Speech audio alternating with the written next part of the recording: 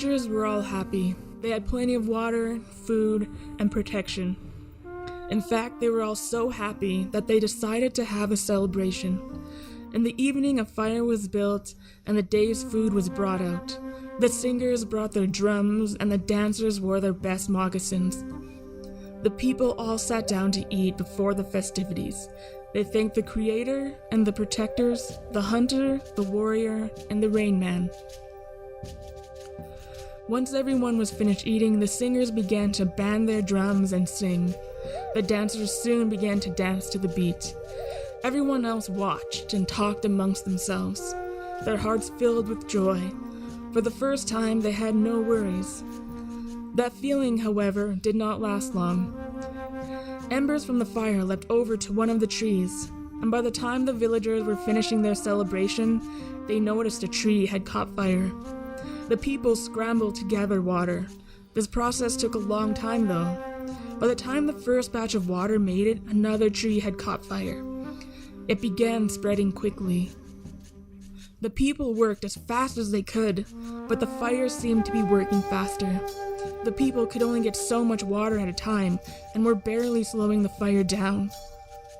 As some villagers ran back and forth from the lake to the fire, others tried gathering it and blowing on the fire. The singers joined in. They had the strongest lungs from singing so loudly. They weren't able to slow the fire down, though. One singer stopped to catch her breath. As she did, she looked at the ocean. Then she had an idea.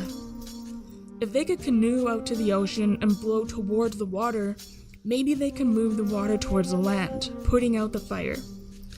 The others were skeptical, but willing to try anything. So the singers gathered their canoes and canoed far out into the ocean. They stopped and began to blow on the water towards the land. They blew as hard as they could. The water began to move. With each breath, the water moved more and more. The singers were getting hopeful, so they blew faster and faster. Small waves began to form in the water. Then they began to get bigger. Soon there were large waves being formed by the singers. Then they felt the air move around them. Then they felt the air move by them, pushing the water farther. It was wind. Nobody had ever felt wind before. They all stopped, not knowing what was going on.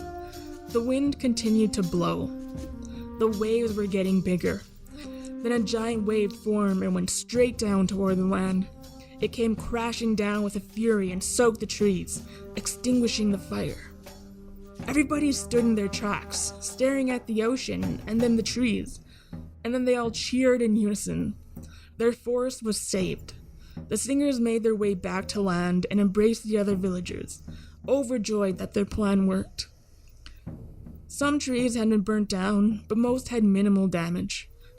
The trees were so large that it would have taken days to burn them all down, and the people were thankful for that.